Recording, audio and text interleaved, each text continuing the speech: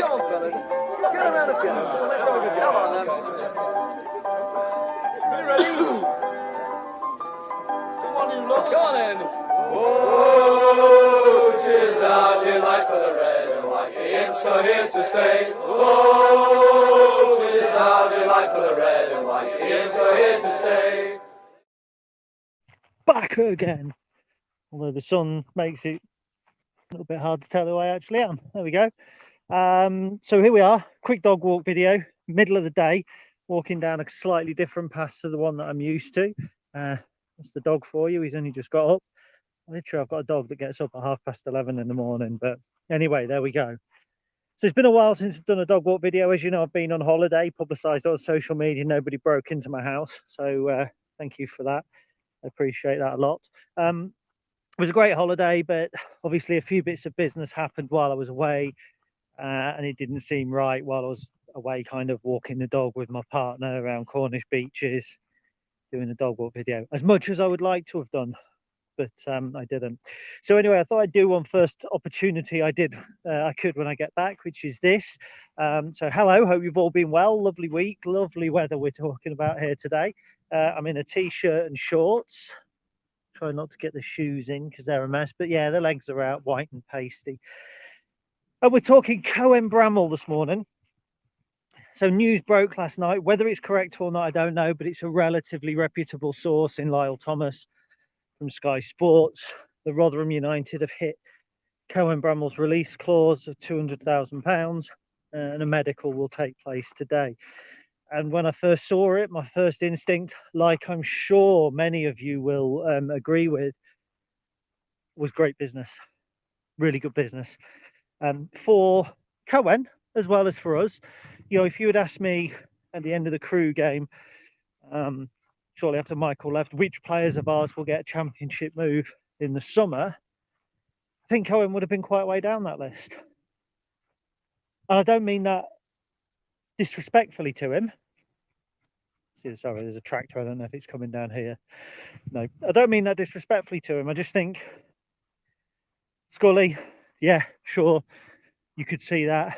Regan Paul, absolutely. Conor McGrandles, possibly. Cohen, I don't know, I'm not so sure. He's got some attributes which make him stand right out. One, mainly, pace. Yeah, he's quicker 0 to 60 than my car. My car's pretty quick. He's like lightning down that wing. And he gave us the opportunity to put it in above a fullback and to kind of move up the pitch really quickly. But there's got to be question marks about his end product. And there was one game, it was after Christmas, where he came on, or he started on the left, and he had a blinder. He was getting into great positions, but the balls weren't always there. And yeah, there's work to do with Cohen. And I think when he first came in, what we had seen at Colchester was the pace, and we thought, you know, there's some real attributes here that we can work with, but we need to add things to his game. And I'm not sure that his game's developed enough for him to have been a regular starter for us next season in League One. From the bench, brilliant. In a left wing role, better than Chris Maguire, because he has got the pace, but does he have a trick to beat a player? I'm not so sure. Does he have the end product when he gets into a good crossing position? I think I saw Marcus Clayson on Twitter say 1 in every 4. About right, about 20% cross accuracy, I think, from memory on Y-Scout. And, you know, cross accuracy is a hard one to measure because, you know, a bad cross could be made accurate by a forward's clever move. So it is harsh in a way to judge, but I'm not sure that Cohen Bramall would have been my starting left back next season. I think if we play a flat back 4, I think if anybody plays a flat back 4, don't need the wing back as such. Harry Toffolo would have been much better for us in a 3-5-2. Bear in mind how well he played for us, but in a 3-5-2 as an actual left wing back, he would have been much better because his attributes suited that. In a flat back 4, you need to have a more defensive minded left back, and I cast my memory back probably to the benchmark. Laugh at me if you would like to. But Stuart Bimson was for me a classic 4-4-2 left back, because he was hard, he could tackle, he did the defensive work, he could track, but he had the ability to get forward, and he had a ball. He had the capability of putting the ball in the box. I mean, some of his corners were superb, and we've had more since. And in terms of actual fullbacks, Paul Green was another one who, for me, was a proper right back in a four. Obviously, Mark Bailey, but you get what I'm saying. So I think if we're playing a four and you're talking about the left back, for me, that discussion starts and stops with Jamie Robson. Given what we signed him for a start, he came in for a decent fee. He took some time to adjust, but you would expect, having now had that full season of English football behind him and the pre-season, you would expect him really to be our starting left back next season. And I think when he was signed, and you might say Michael Appleton signed him, but Lincoln City signed him. And the way that we do our recruitment means that no player, in theory, Chris Maguire aside, should be the manager's player. It should be a Lincoln City player. So I think that Jamie Robson has got to be the starting fullback. And in that respect, if a Championship side have just offered us £200,000 for our reserve left back, and again, I don't mean that disrespectfully to Cohen, but if that's what they've offered us, you take that all day long, don't you? I certainly would. If I was just a minute, Charlie, come on, let's go. I mean, if I was playing Football Manager and someone offered me £200,000 for a player that I thought might start 15 games, you'd take it, because £200,000 actually goes a fair way in the market these days. No, it doesn't if you want to buy George Grant from Peterborough, but it does if you want to buy Ben House from Eastleigh, or Charlie Kendall from Eastbourne, or even Cohen Bramall from Colchester a couple of years ago. Good transfer policy can make £200,000 stretch. The clubs, people always go on about Liam Sweeting at MK Dons, and they say, what a great director of football he is. He knows exactly what they need. He goes out and gets it. Of course he does, because he's funded. So, if you're given £10 to go out and cook a gourmet meal, and you go into Tesco's, you're going to have to shop smart. If you're given £80 and you can go into Waitrose or Marks and Spencer's, you're going to be able to buy for the occasion. So for me, is the guy at MK Dons a great director of football, or is a good director of football the type who buys low and sells high? Just because Plymouth and Bristol Rovers and MK Dons are able to spend money to get the right players, it's the teams that can't spend money and still get the right players. Accrington Stanley, they're the ones where you look at the manager and the director of football and go, they do well. And so if you give a good recruitment team £200,000, they should be able to make that stretch. And somebody commented to me earlier, Cohen Bramall, £200,000, it's a low release clause for the current model. It might feel it to some, but let's say we paid 50 grand for Cohen, and that's probably more than we did. He only had 6 months left on his contract. We could have got him for free. So let's say we paid 50 grand for him. We got a release clause 4 times as much. If you're a business and you're making 300% on your original investment, that's key, isn't it? For me, buying and selling is all about percentages. It's not about adding £100,000 on there or adding £100,000 on there. It's about percentages. If you buy for 10 grand and you add 100 grand on, that's brilliant. But if you buy for 500 grand and had 100 grand on, it's not so much. So it's all about percentages, adding it on. I think £200,000, if that's the release clause for Cohen Bramall, is good business by the football club. And you would only need, I'm not saying it's going to happen, you would only need 2 or 3 of those a season in order to severely help us develop and push further. And maybe this is actually one of the first examples of where the buy-in with an idea of kind of producing a player and moving them on really comes into fruition that fans didn't expect. You bring a youngster through like Sean Rowan and look to sell them on, you expect it.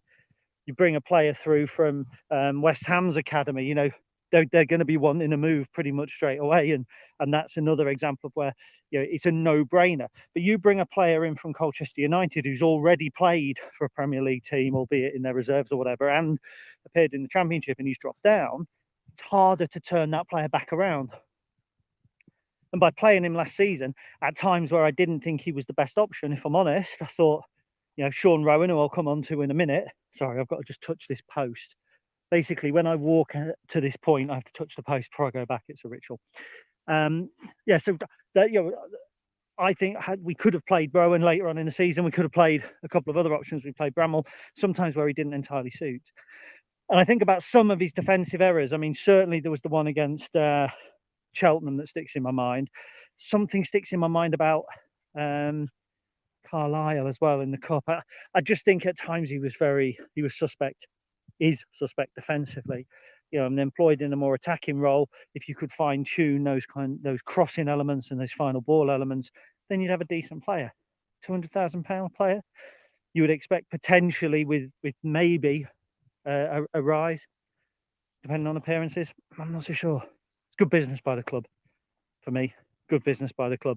Do you agree? Let's see. I've got some comments. You must forgive me because the walk's going to be shorter, so I can't go into too much depth on the comments. But Kate Jackson says, hope I'm well. I'm very well. Thank you, Kate.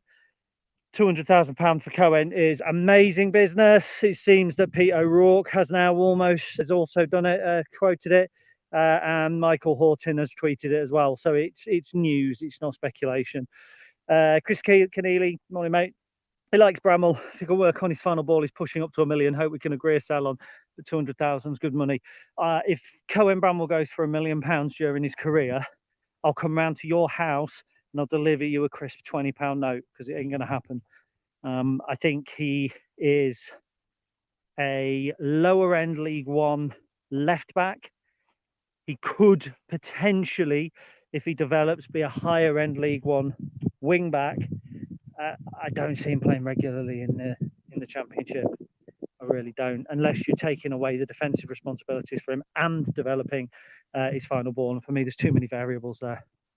Too many variables. Morning, Steve Barton. Morning, Mr. Jollens. Hope you're well.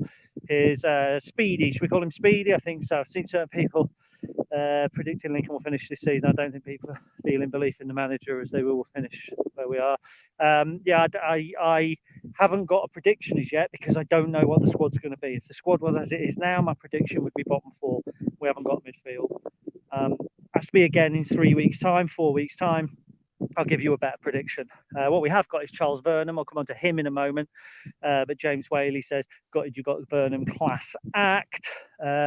Daz Reed says, definitely take it. Is there a sell on attached to him? Do you know? I don't know. I don't know if a release clause means that you don't put a sell on. I'm not sure how that works. Nigel says, just about recoups the money we paid out for Robson, although I'm sure Colchester have a sell on fee. Perhaps Rowan can fill in that side behind Robson. So basically, who fills in? Well, there are three options in my eyes with Cohen Bramall moving on. The first and obvious option is Jamie Robson is our left back. If that happens, then we will probably have to rely on, and I say have to because he was our starting left back at the beginning of last season, remember, ahead of Teo Eden. We rely on Sean Rowan. I think that's entirely possible. If Rowan didn't have a future at Lincoln, I think he would have stayed at Drogheda. But he was recalled. He's a young player. He's somebody that I think, one of Mark Kennedy's remits is going to be, get the best out of these young players. But when Sean Rowan first kicked a ball, he's going to be our first £1 million player. Well, he needs to play for that, or he needs to at least be in and around the first team, coming on for 20 minutes here and 20 minutes there and getting some attention. And he's come back for that. So I think actually Cohen Bramall going frees up budget for an attacking midfielder, possibly left, possibly right, possibly one that can float either side. I'd love to see some of that money put towards bringing in Morgan Whittaker again or something like that. In terms of bringing in a left back, I don't think that it's actually pressing. So there's two options, Rowan and Robson. The third option is bringing a lone player. Now, the only issue you have with doing that is if you bring in a lone player as cover, he doesn't get game time. And if he doesn't get game time, you can spoil the relationship with the club. We've had a good relationship with Arsenal, Tyrese John Jules, Brooke Norton-Cuffy. We've had a good relationship with Manchester City, Morgan Rogers, Lewis Fiorini. For me, they're wild cards. They're like, if you're playing poker and you get to swap a card, they're the wild card. They're the ones that you bring in that improve your hand, that are players that you couldn't afford to buy yourself. If you start bringing in players just to cover, for me, you're wasting an opportunity. People say, well, it'd be nice if we had our own players. The sorts of players you bring on loan, we can't afford to buy. we can afford to buy a reserve left back to cover. So for me, I wouldn't use the loan market. Don't think there's a serious pressing need to use the free agent market if Robson and Rowan stay fit. If they don't stay fit, then you have a bit of an issue. So it's whether you risk it or not, which is interesting. Of course, you can think about bringing in a left-sided midfielder who can also play at left back. And that's another possibility. I seem to think both Whitaker and Bishop played at full back last season. So you could go down that route. It depends how Mark Kennedy wants to play it. But that's my thoughts in terms of replacements for Cohen. So I'm on the home straight again, going back now. Pete Summers has just joined as the T-shirt been mentioned. It hasn't.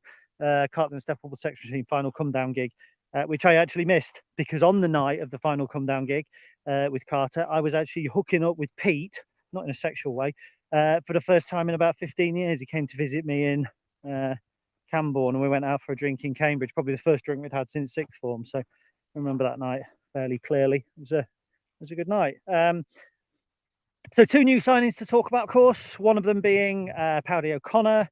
Now, quite a few pundits and commentators of lower league football haven't got too enthusiastic about the signing of O'Connor and Burnham.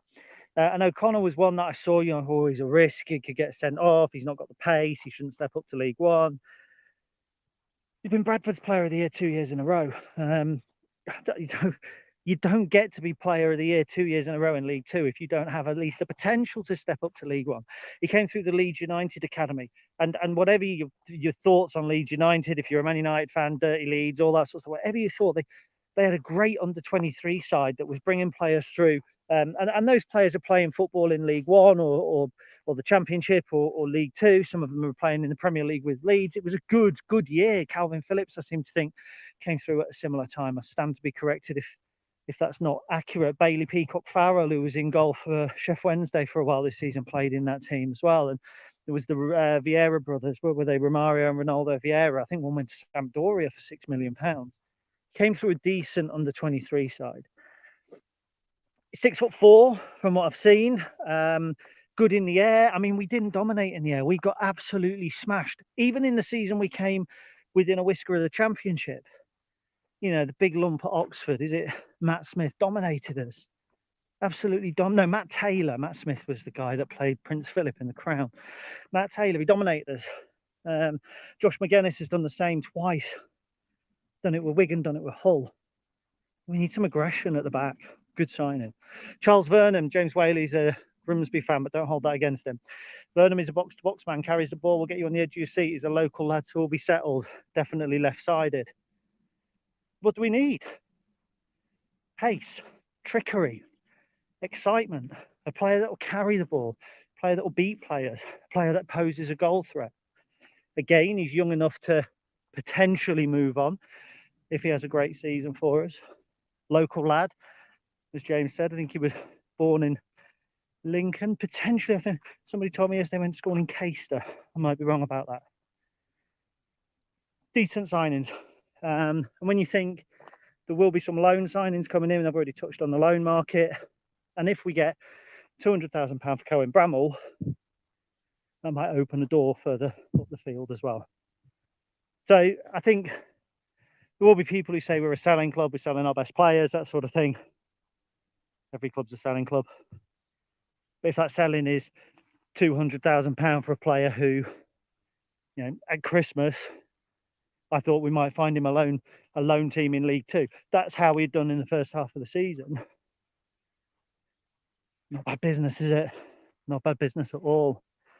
So there we go. A quick one from Reece Marshall. Do you think TJ will play right back or centre back? A lot depends, really. Again, we clearly Michael Appleton clearly liked attacking fullbacks with a bit of pace.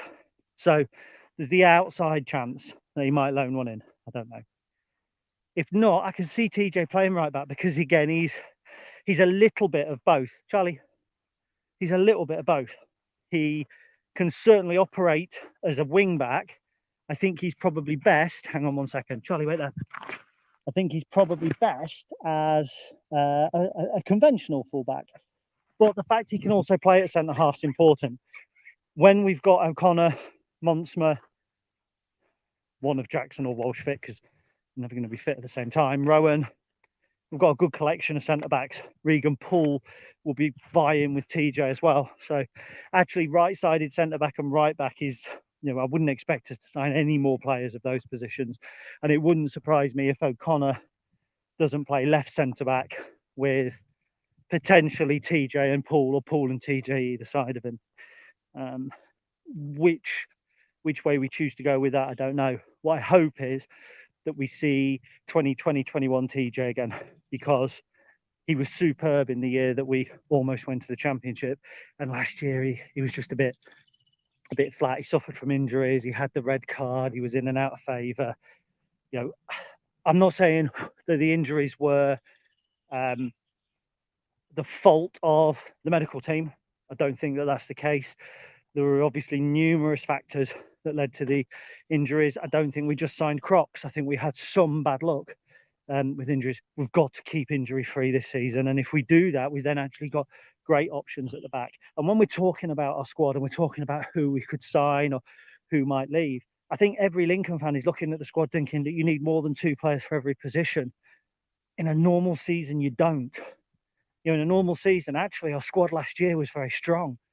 But when you lose Liam Bridcutt for 30 games and you lose Adam Jackson for 3 or 4 different instances, and you lose Joe Walsh and you lose Tom Hopper, and you're losing wide players like Anthony Scully for 3 months over Christmas, that really affects you. And that's what we've got to do. That's where the manager has got to assess, or the head coach, Charlie Waite, where the head coach, etc., has got to assess who they sign and how they sign them. Because if they think that we are going to suffer with injuries, if they think Rowan isn't going to be fit or Robson is an injury risk, then we might have to go for another left back. But if you start putting 3 for every position, that's a squad of near on 30, and our budget can't stand that, even if we get £200,000 for Cohen Bramall. So look, thank you everybody for watching. I really appreciate it. It's been a little bit warm today, but it's nice to be back, nice to be talking to you all, and hopefully I'll get to a signing video soon.